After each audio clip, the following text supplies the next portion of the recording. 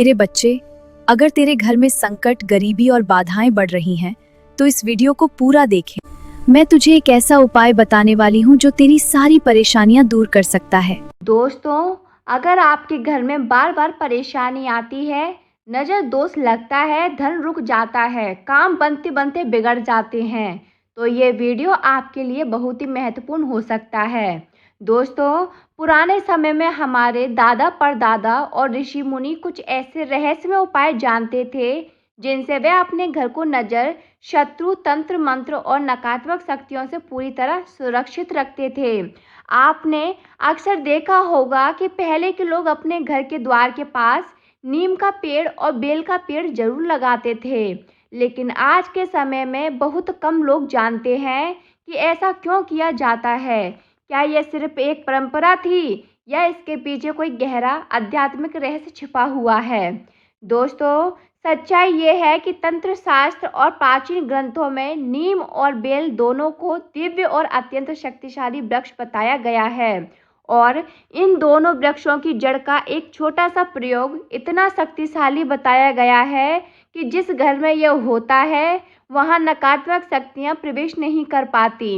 इतना ही नहीं, कहा जाता है कि अगर नवरात्रि से पहले नीम की एक अंगुल जड़ और बेल की एक अंगुल जड़ लाकर घर के मुख्य द्वार पर टांग दी जाए तो यह घर को नजर दोष, तांत्रिक बाधा, शत्रु भय और कई प्रकार के दोषों से बचाती है। दोस्तों, ये उपाय इतना शक्तिशाली माना गया है कि इसके लाभ जानकर आप भी हैरान रह जाएंगे, लेकिन इस उपाय को करने की एक विशेष विधि होती है। अगर ये विधि सही तरीके से ना की जाए तो इसका पूरा लाभ नहीं मिलता। इसीलिए इस वीडियो को शुरू से लेकर अंत तक जरूर देखें, क्योंकि आगे मैं आपको बताने वाली हूँ कि नीम और बेल की जड़ कब लानी चाहिए और किस दिन कभी नहीं तोड़नी चाहिए, और इसे कैसे सिद्ध किया जाता है और इसे घर के मुख्य द्वार पर कैसे बांधा जाता है। अगर आप भी माता रानी में सच्ची श्रद्धा रखते हैं तो कमेंट में एक बार जय माता दी जरूर लिखें। दोस्तों, सबसे पहले ये जानना जरूरी है कि नीम और बेल इतने पवित्र क्यों माने गए हैं। शास्त्रों में कहा गया है कि नीम का वृक्ष मां भगवती का स्वरूप माना जाता है, और नीम के वृक्ष की जड़, तना और पत्तियों में देवी के अनेक दिव्य रूपों का वास बताया गया है। यही कारण है कि नवरात्रि के समय नीम के वृक्ष पर चढ़ना या उसे नुकसान पहुंचाना पाप माना गया है। अब बात करते हैं बेल वृक्ष की। बेल का वृक्ष भी बहुत पवित्र माना गया है। मान्यता है कि बेल का वृक्ष माता पार्वती के दिव्य स्वरूप से उत्पन्न हुआ है, और इसके जड़, मध्य भाग और शीर्ष में ब्रह्मा, विष्णु और महेश का वास बताया गया है। इसी कारण से बेल पत्र भगवान शिव को अत्यंत प्रिय माने जाते हैं। दोस्तों, अब बात करते हैं इस उपाय को करने की सही विधि। सबसे पहले आपको नवरात्रि शुरू होने से एक दिन पहले नीम की एक अंगुल जड़ और बेल की एक अंगुल जड़ लानी है।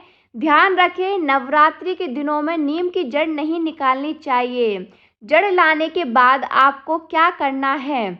सबसे पहले दोनों जड़ों को अलग अलग लाल कपड़े में बांध लें।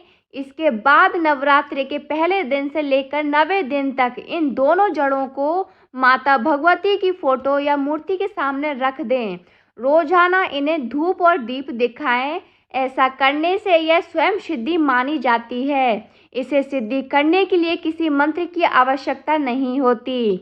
दोस्तों, नवरात्रि समाप्त होने के बाद इन दोनों जड़ों को अपने घर के मुख्य द्वार पर टांग दें।